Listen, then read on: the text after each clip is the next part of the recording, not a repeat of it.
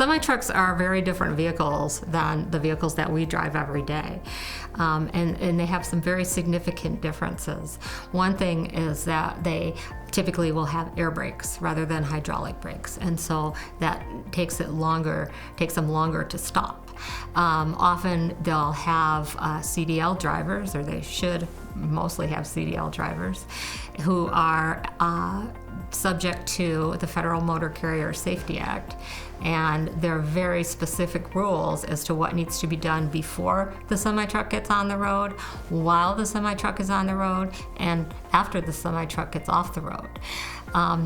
The police officers that inspect these vehicles also have very specific training as to what needs to be happening with these vehicles, and if it's not appropriate, then they can take the vehicle off the roadway. I mean, they're just stopped by the side of the roadway, and it doesn't go anywhere if they don't comply with certain things. Our passenger vehicles aren't like that. If I have a tail light out, a police officer might stop me, say your tail light's out, you need to get it fixed. I might even get a ticket, but the police officer's not going to say you can't drive your car.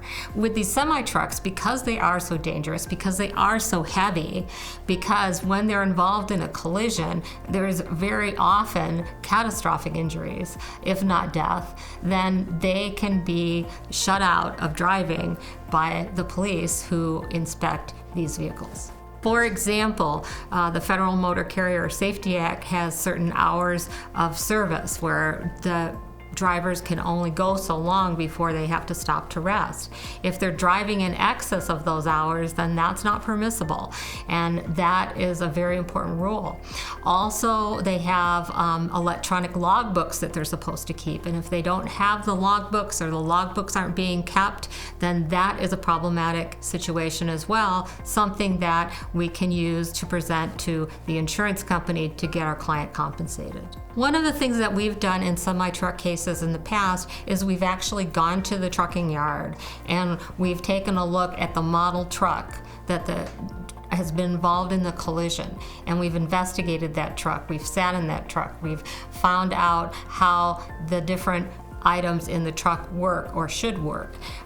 That's a very important thing to do. We've talked to the mechanics to see what has been done to inspect these trucks and what should be done to inspect these trucks. So we're very cognizant of what needs to be dealt with in these semi-truck cases. There's also the possibility that in a semi-truck case, the load could belong to another entity. In other words, the person's driving the semi-truck and they're carrying, let's say, a load of cantaloupes from somewhere. Well, the person or the entity that put the cantaloupes on the truck might be a completely different entity, and they might have coverage and insurance as well, so we have to take a look at that. Unfortunately, the way that semi-truck drivers are often paid, there seems to be an incentive for them to violate the hours of service, which can make it very problematic. You've got a tired semi-truck driver driving a 90,000-pound vehicle on a roadway in a tired situation, possibly even talking on a cell phone. So we look at all of those situations, and with respect to the cell phones, we'll often get the cell phone number and the cell phone records to see if the person was on the cell phone during the time of the collision.